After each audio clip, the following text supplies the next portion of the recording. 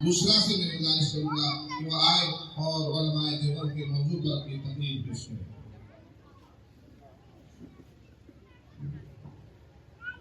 السلام علیکم ورحمۃ اللہ وبرکاتہ۔ الحمد للہ رب العالمین والصلاة والسلام علی رسولہ محمد وآلہ وصحبہ اجمعین، اما بعد۔ اس بزم جنوں کے دیوانے ہر راہ سے پہنچے یزدہ تک، اس بزم جنوں کے دیوانے ہر راہ سے پہنچے یزدہ تک، انعام ہمارے افسانے دیوار چمن سے زندہ تک۔ 100 بار سنوارا ہے ہم نے اس ملک کے گیسوئے برہم کو، 100 بار سنوارا ہے ہم نے اس ملک کے گیسوئے برہم کو، یہ اہل جنوں بتلائیں گے کیا ہم نے دیا ہے عالم کو۔ سمجھ میں کچھ نہیں آتا کہ چھیڑوں داستہ کیسے، سمجھ میں کچھ نہیں آتا کہ چھیڑوں داستہ کیسے، ہزاروں نغمے وفا کے ان کی لبوں پہ آ کر مچل رہے ہیں، ہزاروں نغمے وفا کے ان کی لبوں پہ آ کر مچل رہے ہیں، لبوں پہ لیکن لگے ہیں پلے تو بن کے آنسو نکل رہے ہیں۔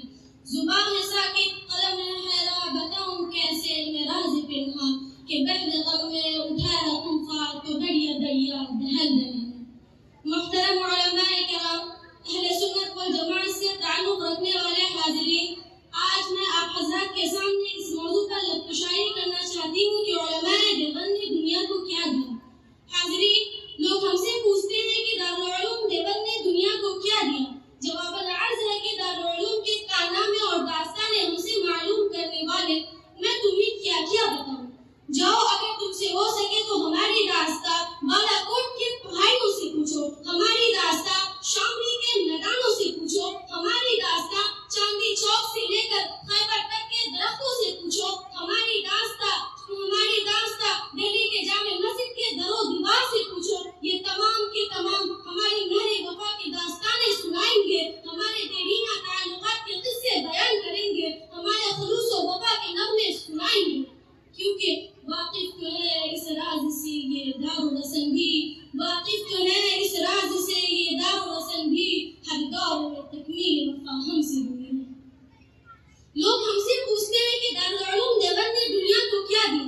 میں دنیا والوں سے پوچھنا چاہتی ہوں کہ بتاؤ، دنیا کو شیخ الہند جیسا امام القائدین کس نے دیا؟ دنیا کو انور شاہ کشمیری جیسا فخور محدثین کس نے دیا؟ دنیا کو اشرف علی تھانوی جیسا مفکر و مدبر کس نے دیا؟ دنیا کو ہدایت اللہ جیسا مفتی اعظم کس نے دیا؟ دنیا کو علامہ عثمانی جیسا خطیب کس نے دیا؟ دنیا کو مناظر احسن گیلانی جیسا بے مثال ادیب کس نے دیا؟ دنیا کو حضرت حسین احمد مدنی جیسا پیکر صدق و وفا کس نے دیا؟ دنیا کو حکیم الاسلام جیسا خطیب بے مثال کس نے دیا؟ اولئک آبائی فجئنی بمثلہم، اولئک آبائی فجئنی بمثلہم اذا جمعتنا یا جریر المجامع۔ حضرات، کیا یہ ایک روشن حقیقت نہیں، کیا یہ ایک تاریخی صداقت نہیں کہ دارالعلوم کے مقدس وطن سے ایسے عظیم الشان اور بے مثال ہستیوں نے جنم لیا، جن کی شجاعت و بہادری کی قسم فاتحین اقوام کھاتے تھے، جن کی ہمت و مردانگی کی قسم سلاطین عالم کھاتے تھے، جن کی بے نفسی اور بے غرضی کی قسم معصوم ملائکہ کھاتے تھے؟